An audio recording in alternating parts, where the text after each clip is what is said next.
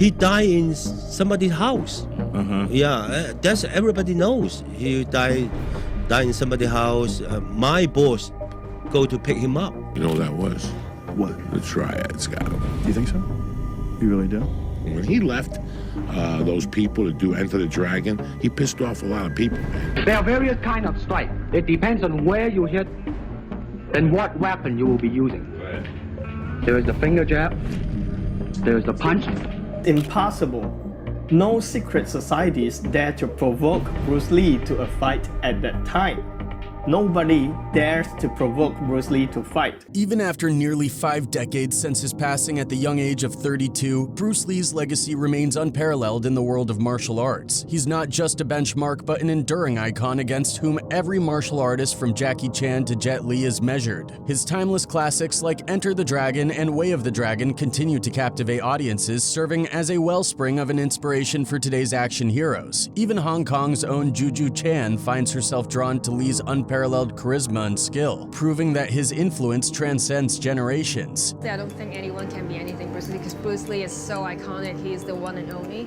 So for me, being called the female Bruce Lee, I guess is a motivation for me to do better. Even with the passage of decades, Bruce Lee's death remains shrouded in controversy. Just like Princess Diana's tragic demise sparked numerous unfounded conspiracy theories implicating everyone from the Queen to MI6 or the CIA, so did Lee's sudden departure from this world. What's certain is that 2 months prior to his death, Bruce Lee was unexpectedly hospitalized. It was May 1973 when Lee collapsed during post-production work on Enter the Dragon. Struggling with seizures and severe headaches, he was swiftly taken to Hong Kong Baptist Hospital in Kuomintang for treatment. On May the 10th, 1973, Lee suffered a major setback.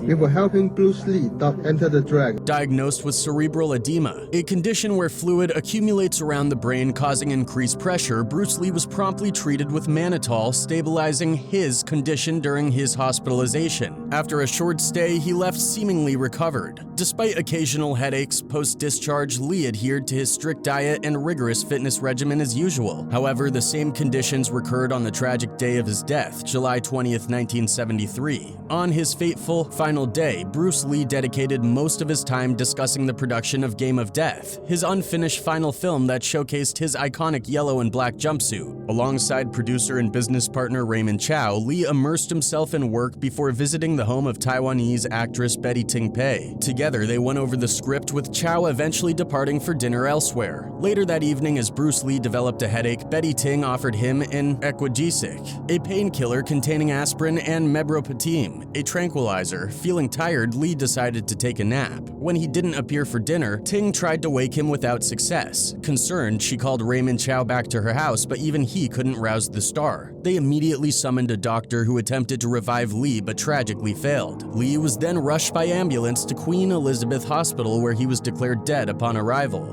Then we heard someone shouting from the upstairs toilet. We then ran up to see what was wrong.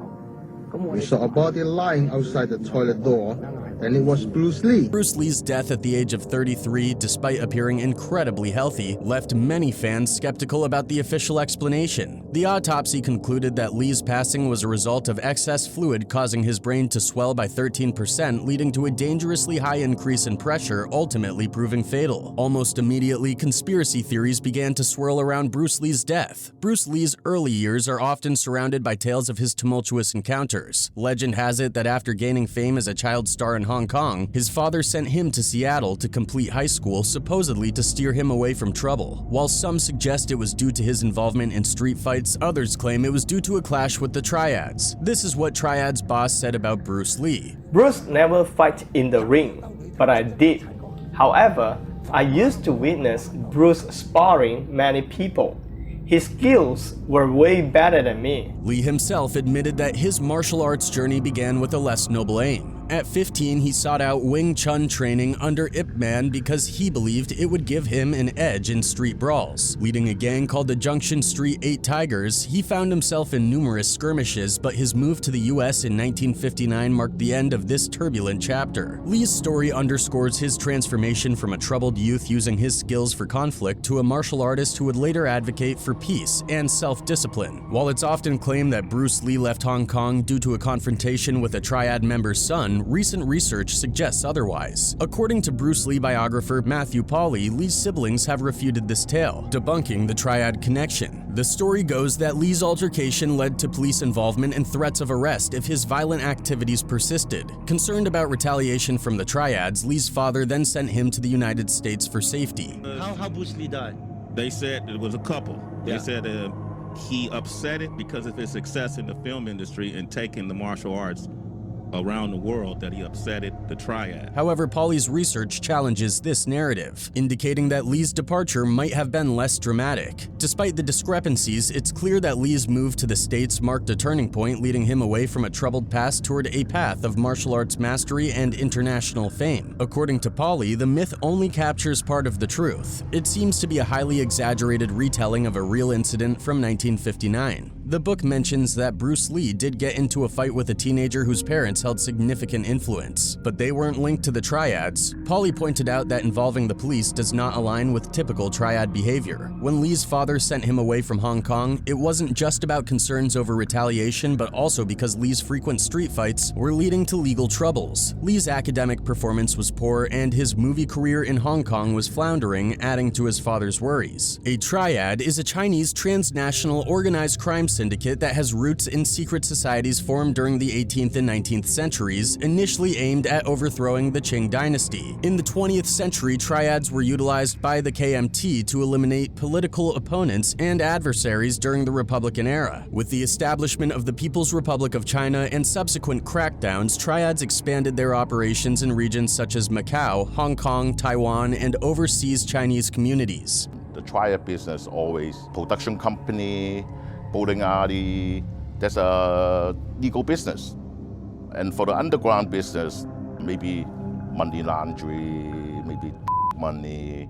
Since China's economic reforms, Triads and similar criminal organizations known as black societies have reappeared in mainland China. In modern times, Triads abroad have been suspected of having connections to the government of the People's Republic of China. According to the Oxford English Dictionary, Triad is translated from the Chinese term San Ho Hui, which refers to the union of heaven, earth, and humanity. Another theory suggests that British officials in colonial Hong Kong coined the term Triad due to the Triad's use of triangular symbolism. However, this theory is unlikely, as the term Triad was used by William Milne to describe secret societies in southern China as early as 1826, predating the colony's formation. There's speculation that Triad organizations may have emerged from or been associated with militant movements like the White Lotus, the Taiping, and Boxer rebellions, and the Heaven and Earth Society. Using Triads as a generic term for all Chinese criminal organizations is imprecise. Triad groups are diverse in geography, ethnicity, culture, and structure. Traditional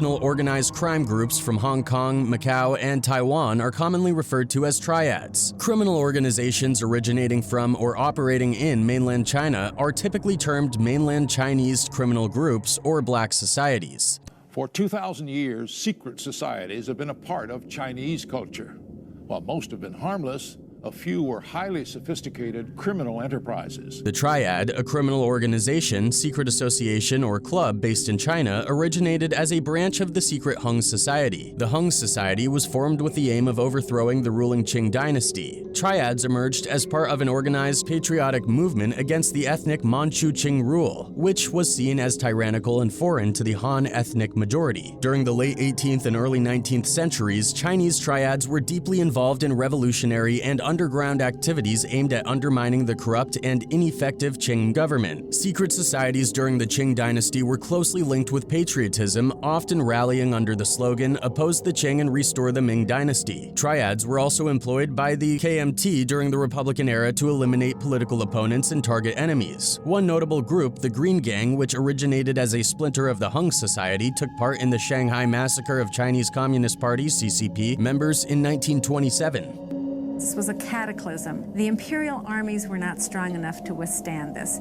And so a desperate emperor turns to anybody he can find who can help quell this invasion. Following the establishment of the People's Republic of China in 1949, secret societies within mainland China faced suppression campaigns ordered by Mao Zedong. Deng Xiaoping continued these efforts in his Strike Hard campaigns against organized crime in 1978. Consequently, most traditional Chinese secret societies, including the Triads and remnants of the Green Gang, relocated to places like Hong Kong, Taiwan, Southeast Asia, and overseas countries, particularly the United States. There, they found themselves in competition with other ethnic Chinese criminal organizations like the Tong. Over time, Chinese secret societies shifted their focus to illegal activities such as drug trafficking and extortion for income. In mainland China, there are two major types of mainland Chinese criminal organizations: loosely organized dark forces and more established black societies. Black societies are distinguished from ordinary dark forces or low-level criminal gangs by their ability to control local markets and the level of protection they can secure from the police.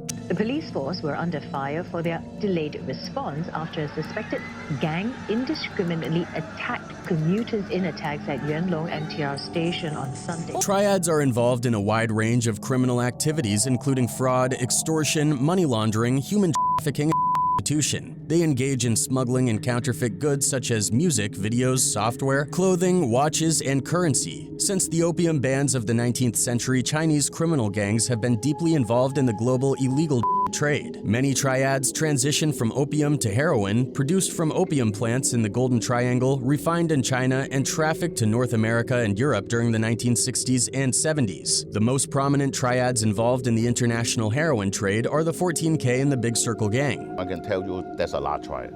Sun Yong, 14K, Sing Wo, Shui Fang.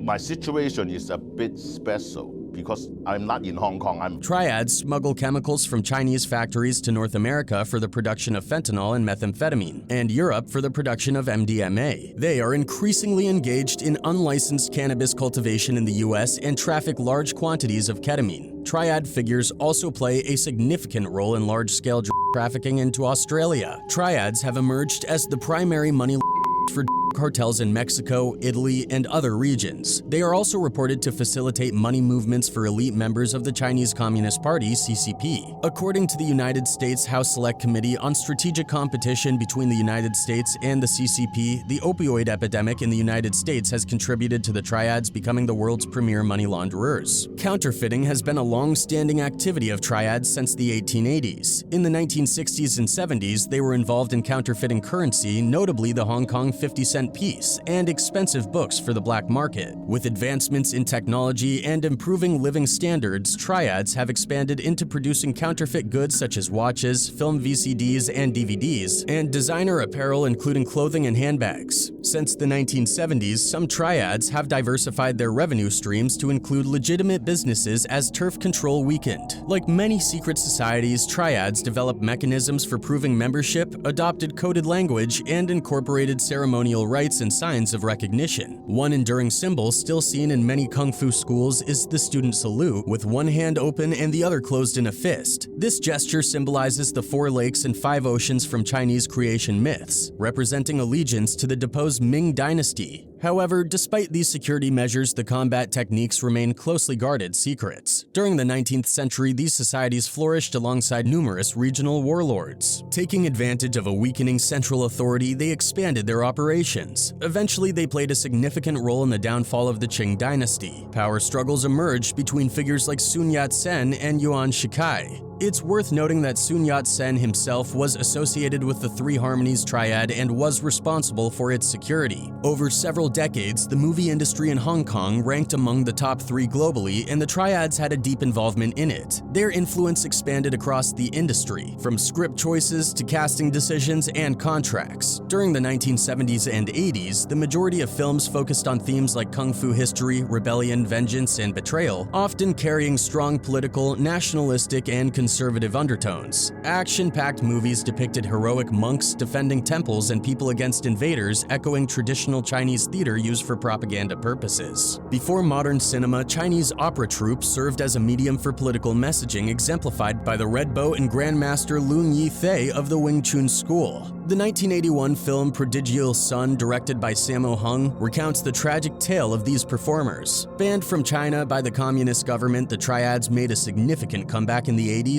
as China adopted economic liberalization policies. Many producers and talents migrated from Shanghai and dispersed, particularly to Hong Kong, where the film industry was burgeoning around the young Bruce Lee, an enigmatic and controversial rising star. So Bruce Lee became a central figure in Hong Kong cinema when he successfully captured the attention of Western audiences who were unfamiliar with Kung Fu at the time. This led to a period of significant expansion and profitability for the Hong Kong film industry. However, Lee's unconventional approach and openness about martial arts techniques irritated traditional martial arts practitioners who preferred to keep their knowledge secret. His attitude especially irked some more conservative members of the Triads, and threats were made against him. When Hollywood finally signed him for his first major film, Enter the Dragon, some saw it as a betrayal worthy of death. Now listen to the beat and listen to my movement, okay?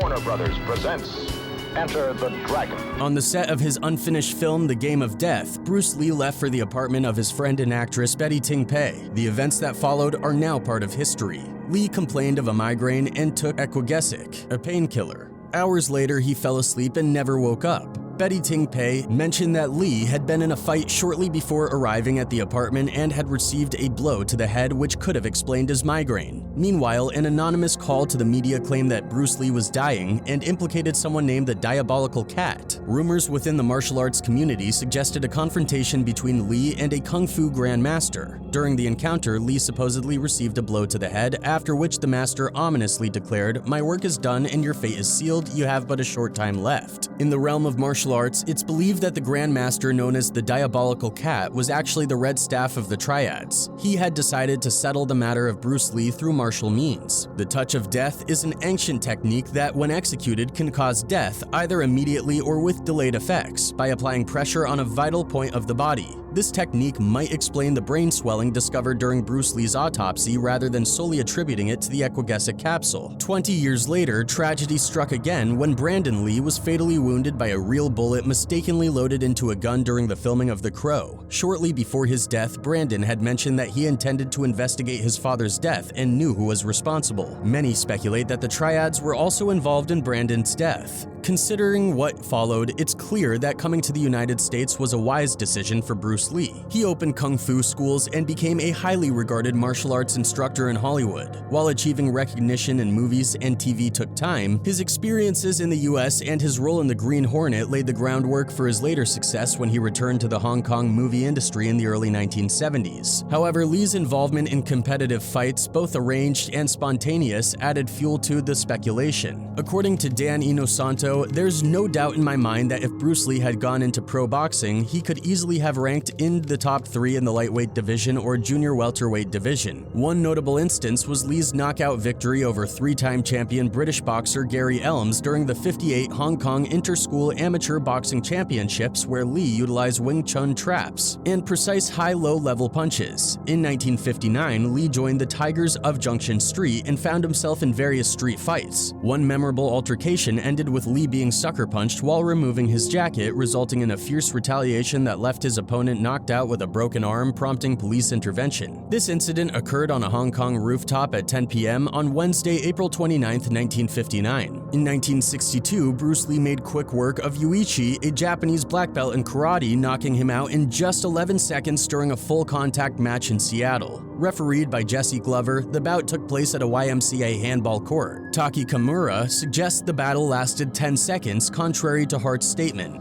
Ed Hart, who served as the timekeeper, recalls, quote, "The fight lasted exactly 11 seconds. I know because I was the timekeeper and Bruce had hit the guy something like 15 times and kicked him once. I thought he'd killed him." Lee's blows sent Yuichi flying the lengths of the gymnasium. In 1964, in Oakland, California's Chinatown, Bruce Lee engaged in a controversial private match with Wang Jackman, a direct student of Ma Kin-fung, skilled in multiple martial arts like Northern Shaolin and Tai Chi Chuan. According to Lee, he was challenged by the Chinese community to stop teaching non-Chinese students. Refusing to comply, he faced Wang in a combat match with the stipulation that if Lee lost, he'd shut down his school. If he won, he could teach anyone he pleased. Wang denies this, claiming he requested the fight after Lee issued an open challenge during a demonstration at a Chinatown theater. Wang asserts he did not discriminate against Caucasians or others. Quote, "That paper had all the names of the sifu from Chinatown, but they don't scare me. Several witnesses, including Cadwell, James Lee, no relation to Bruce, and William Chen, observed the match between Bruce Lee and Wang Jackman. According to Wang and witness William Chen, the fight lasted an unusually long 20 to 25 minutes. However, Bruce Lee, Linda Lee Cadwell, and James Yim Lee had a different account, stating that the fight lasted only 3 minutes with a clear victory for Bruce. Quote, "The fight began, it was intense, it lasted 3 minutes, Bruce managed to get the guy on the ground and asked him, 'Do you give up?' and the man conceded," recounted Linda Lee Cadwell. There are also suggestions that Bruce Lee was poisoned by his lover. Raymond Chow, thinking of Lee's reputation didn't help matters when he initially claimed that the martial arts star had been struck down at home with his wife Linda. However, within days, the truth emerged that this wasn't the case. Chow's false statement fueled rumors that Lee must have been having an affair with Betty Ting Pei, or more salacious whispers suggested it was all part of a depraved, drug-fueled orgy. As rumors of Betty Ting's alleged relationship with Bruce Lee gained traction, angry fans began to blame the Taiwanese starlet for his death. They speculated that she administered the fatal dose of Equagesic, implicating her in his poisoning. Some claimed that Lee and Ting were lovers, but it was suggested that Lee was trying to end their affair, leading Ting to seek revenge in a jealous rage. Quote, "I received threats that my life was in danger as revenge for Bruce," Ting revealed years later in an interview. "I was only 26 and was so afraid of death at that time, nobody came to help me." Bruce Lee's alleged use has been a topic of ongoing interest, with some suggesting it may have contributed to his death. Lee's occasional use of marijuana was somewhat known, and traces of the substance were found in his stomach during his autopsy. However, Donald Tier, the forensic scientist who conducted Lee's autopsy, was adamant in dismissing this as a cause of death, stating that to do so would be irresponsible and irrational. In more recent years, Lee's apparent use of harder drugs such as and LSD has come to light through letters claimed to have been written by the star. Although these claims have been debunked, they have fueled further speculation about whether use played a role in Lee's demise. Raymond Chow, another figure under scrutiny, was also looking to protect his financial interests. Chow and Lee were business partners who co-founded Concord Production Incorporated, the film company behind Lee's iconic movies such as Way of the Dragon, Enter the Dragon, and Game of Death. Despite their professional collaboration, their personal relationship was rumored to be strained. Some skeptics of the official verdict speculated whether Chow might have had a hand in Lee's death to prevent him from leaving and potentially taking his talents and earnings to the United States. Furthermore, with Lee gone, Chow gained full control of Concord along with the rights to Lee's most famous films. Some conspiracy theorists suggested that Chow could exploit Lee's posthumous fame to sell his films to an international market hungry for more martial arts action. It's a fact that Raymond Chow released Game of Death years after Bruce Lee's death, which some viewed as a cynical move. Only 11 minutes of action footage that Lee filmed for the project were used. Chow employed lookalikes and stand-ins to complete the rest of the film and even included footage of Lee's actual funeral in a somewhat unabashed manner. As outlandish as some of these claims may seem, they're not even the most far-fetched of Bruce Lee conspiracy theories. One particularly fanciful belief is that Lee was a group of Chinese kung fu masters who were outraged by his teaching of ancient Chinese techniques to foreigners. This theory stems from Lee's famous private battle with Wang Jackman, during which it's said that if Lee lost, he would have to stop teaching American students. While the details of the fight remain mysterious, Lee continued teaching non-Chinese students afterward, with some claiming it angered other martial arts masters. According to an article in a martial arts magazine Black Belt, Lee's death was attributed to the legendary dim mak, or touch of death, a secret technique that targets pressure points and leads to the delayed death of an opponent. One of the most far-out controversies surrounding Bruce Lee's death is the belief in a family curse. Proponents of the theory point to the tragic loss of a son before Bruce's birth, suggesting that this curse afflicts males in the family. It's claimed that Bruce's parents called him Little Phoenix at home, a nickname traditionally given to girls, possibly as a way to counteract the perceived curse. This curse is also used to explain the unfortunate death of Bruce's son Brandon Lee at the age of 28 while filming The Crow. True believers argue that it's not merely a coincidence that Brandon was accidentally shot on set, reminiscent of the way Bruce's character is shot while filming Game of Death. However, this theory overlooks the fact that Bruce's elder brother Peter lived to the age of 69 and his younger brother Robert is still alive today, suggesting that the curse may not be as straightforward as it seems. Despite the numerous unfounded conspiracies surrounding Bruce Lee's death, he remains an enduring icon. These theories have not diminished his personal appeal, his incredible physical abilities, or the magic of his movies. He even holds an unlikely reputation as a style icon. His wife Linda perhaps summed it up best. All these years later, people still wonder about how Bruce died. I prefer to remember how he lived. One of his fans wrote, quote, "I feel like Bruce is the only human I know of that lives so short, but somehow there are thousands of photos of him that would fit every day he lived after hitting 20. It's crazy." Another one added, "Hong Kong's street gangs are just as hard as American street gangs. A lot of the Asian gangs that started in New York and California came from Hong Kong, like the Qing." But indeed, Bruce Lee's legacy lives on through his philosophy, martial arts teachings, and the impact he had on popular culture, inspiring generations around the world.